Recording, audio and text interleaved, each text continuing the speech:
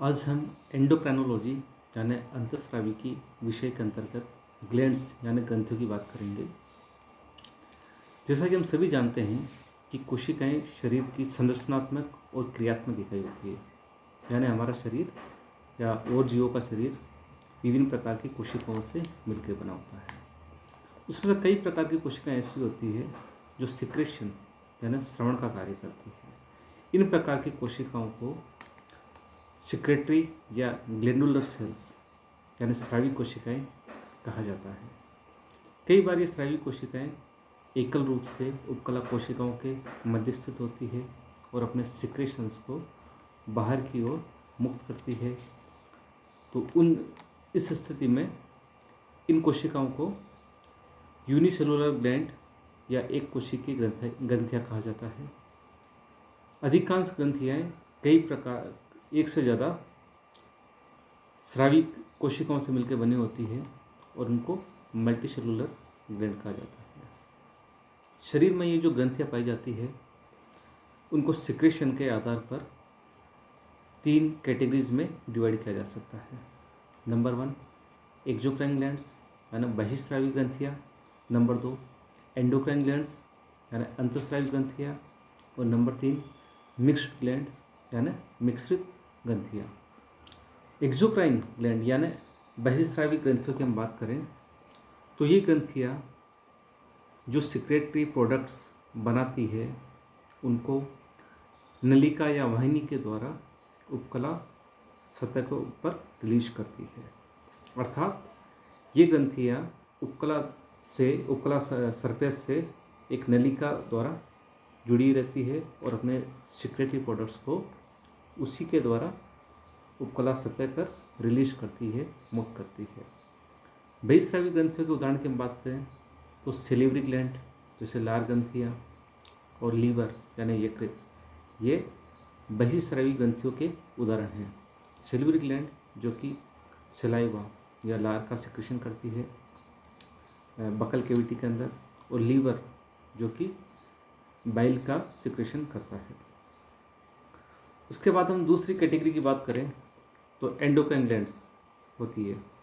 Endocrine glands वो ग्रंथियां हैं जो सिक्रेटरी प्रोडक्ट तो बनाती है लेकिन उनको किसी डक्ट के द्वारा उपकला सतह पर रिलीज नहीं करती है। इसके बजाय ये ग्रंथियां अपने सिक्रेटरी प्रोडक्ट को बाहर की ओर टिश्यू फ्लूइड में रिलीज करती है और वहाँ से ये स्रावी पदार्थ यानी सिक्रेटरी प्रोडक्ट जो कि हार्मोन होते हैं, एंडोक्राइन ग्लैंड्स का जो सिक्रेटरी प्रोडक्ट होते हैं उनको हार्मोन्स कहा जाता है। ये हार्मोन या स्रावी पदार्थ रक्त कोशिकाओं के माध्यम से ब्लड सर्कुलेशन में एंटर होते हैं और फिर अपने जो भी टारगेट ऑर्गन्स होते हैं वहाँ तक पहुँचे जाते हैं। इन दोनों के अलावा तीसरी प्रकार की ग्रंथियाँ भी होती है जिन्हें मिक्स्ड ग्लैंड या मिश्रित ग्रंथियाँ कहती है। इन ग्रंथियों में एक्सोक्राइन और एंडोक्राइन दोनों प्रकार की खूबियाँ या गुण पाया जाता है। मिश्र ग्रंथियाँ सामान्यतः बहिस्रावी ग्रंथियों के मध्य कुछ अंतःस्रावी ऊतकों की उपस्थिति के कारण बनती है। फॉर एग्जांपल पेंक्रियाज यानी अग्नाशय की हम बात करें तो ये मिक्स्ड ग्लैंड होती है। मिक्स्ड ग्लैंड यानी मिश्रित ग्रंथि क्यों होती है? क्योंकि मेनली इसका ज़्यादातर जो भाग होता है वो बहिस्रावी भाग होता है और ये बहिस्रावी भाग लोब्यूल्स के रूप में होता है जिनमें पाचक रसों पेंक्रियाटिक जूस का निर्माण होता है। इनके बीच बीच में लैंगरेंस की दीपिकाएं के रूप में अंतःस्रावी भाग भी पाया जाता है जिनके द्वारा हार्मोन्स का सिक्रेशन होता है। इसीलिए इसको मिक्स्ड ग्लैंड या मिश्रित ग्रंथि कहा जाता है। अब हम बात करते हैं एक्सोक्राइन ग्लैंड्स की। जैसा कि अभी मैंने बताया कि एक्सोक्राइन ग्लैंड्स या बहिस्रावी ग्रंथियाँ वो ग्रंथियाँ होती है जिनमें वाहिकाएं या डक्ट पाई जाती है और इन डक्ट के माध्यम से ये अपने स्रावी पदार्थ को उपकला सतह पर रिलीज करती है। अब ये जो एक्सोक्राइन ग्लैंड या बहिस्रावी ग्रंथियाँ होती है उनको कई आधार पर, मेनली 4 आधार पर वर्गीकृत किया जा सकता है। फर्स्ट हम बात करते हैं on the basis of shape, यानी इनकी आकार या आकृति के आधार पर हम बात करें तो एक्सोक्राइन ग्लैंड्स 3 प्रकार की होती है, एल्वियोलर, एसिनर या ट्यूबुलर। एल्वियोलर यानी कूपी किए, सेकंड एसिनर यानी कोष्ठ किए, और तीसरा है ट्यूबुलर यानी नालाकार। ये 3 प्रकार की बहिस्रावी ग्रंथियाँ शेप के आधार पर डिवाइड की जा सकती है। एल्वियोलर ग्रंथियों की हम बात करें तो इसका जो स्रावी इकाई होती है, जो सिक्रेटरी प्रोडक्ट के निर्माण का कार्य करती है, ये फ्लास्क के रूप में होती है, फ्लास्क जैसी आकृति होती है, इसलिए इनको एल्वियोलर ग्लैंड कहते हैं। सेकंड जो प्रकार है एसिनर ग्लैंड, इसमें जो स्रावी इकाई होती है उसका शेप होता है गोलाकार। और तीसरी जो ट्यूबुलर यानी नालाकार ग्रंथियाँ होती है, इनका जो स्रावी इकाई जो होती है वो ट्यूब यानी नलिका के समान होती है। दूसरा आधार होता है इनके वर्गीकरण का, वो है इनका स्ट्रक्चर के आधार पर यानी संरचना के आधार पर बहिस्रावी ग्रंथियाँ या तो सिंपल प्रकार की होती है, सरल प्रकार की, या कंपाउंड प्रकार की होती है यानी जटिल प्रकार की।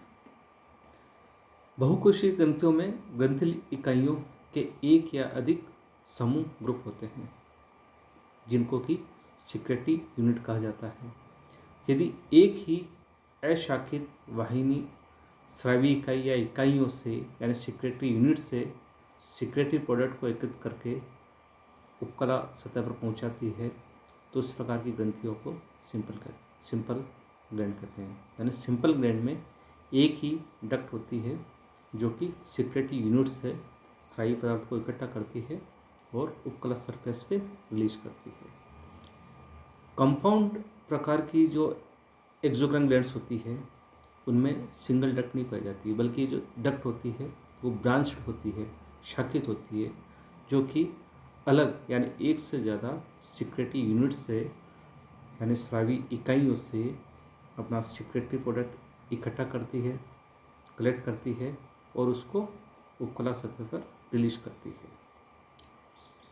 तीसरा आधार है एक्सोक्राइन ग्लैंड के क्लासिफिकेशन का, वो है मोड ऑफ सिक्रेशन, यानी ये अपना स्राव कैसे करती है। इसके आधार पर इन ग्रंथियों को 3 प्रकार में विभाजित किया जा सकता है। पहला है मीरोक्राइन, सेकंड एपोक्राइन और तीसरा है होलोक्राइन। मीरोक्राइन प्रकार की जो ग्लैंड्स होती है उसमें जो स्रावी पदार्थ होता है वो ग्रंथिल कोशिका यानी जो सिक्रेटरी सेल्स होती है उसकी सतह से विस्तृत होता है, बाहर की ओर रिलीज होता है, मुक्त होता है। जबकि सेकंड प्रकार है एपोक्राइन। एपोक्राइन में विसरण द्वारा स्रावी पदार्थ रिलीज नहीं होता, बल्कि कोशिका के ये जो स्रावी कोशिका होती है इसके एक भाग में एक सिरे पर स्रावी पदार्थ। मोड ऑफ सिक्रेशन के आधार पर जो सेकंड प्रकार की ग्लैंड है एपोक्राइन, इसकी हम बात कर रहे हैं। एपोक्राइन ग्लैंड में सिक्रेटरी प्रोडक्ट्स जो होते हैं वो सिक्रेटरी सेल के एक हिस्से में एकत्र हो जाते हैं और सेल का वो हिस्सा ही बाकी सेल से डिटैच हो जाता है और वो सिक्रेशन के साथ निकल जाता है। और जो बची हुई सेल का पार्ट होता है वो वापस उस वाले जो पार्ट वहाँ से निकला है उसको वापस बना लेता है। सिक्रेशन के प्रकार के आधार पर जो तीसरा प्रकार है वो होलोक्राइन। होलोक्राइन प्रकार की जो ग्रंथियाँ हैं उनमें ऐसा होता है कि जो सिक्रेटरी सेल है, स्रावी कोशिका है, उसमें स्रावी पदार्थ एकत्र होता है और वो स्रावी कोशिका ही ग्लैंड से डिटैच हो जाती है और सिक्रेशन के साथ निकल जाती है। और जो ग्लैंड है उसमें उसकी जगह दूसरी सिक्रेटरी सेल बन जाती है। उसके बाद हम चौथी बेसिस की बात करें एक्सोक्राइन ग्लैंड्स के क्लासिफिकेशन की, तो वो है नेचर ऑफ सिक्रेटरी प्रोडक्ट, यानी स्रावी पदार्थ की प्रकृति के आधार पर भी एक्सोक्राइन ग्लैंड्स को 3 प्रकार में डिवाइड किया जा सकता है। फर्स्ट सीरस, सेकंड म्यूकस और तीसरी मिक्स्ड। सीरस प्रकार की जो एक्सोक्राइन ग्लैंड्स है, ये जो तीनों प्रकार है, ये बेसिकली मीरोक्राइन प्रकार की जो एक्सोक्राइन ग्लैंड है उसी के ही सब टाइप है।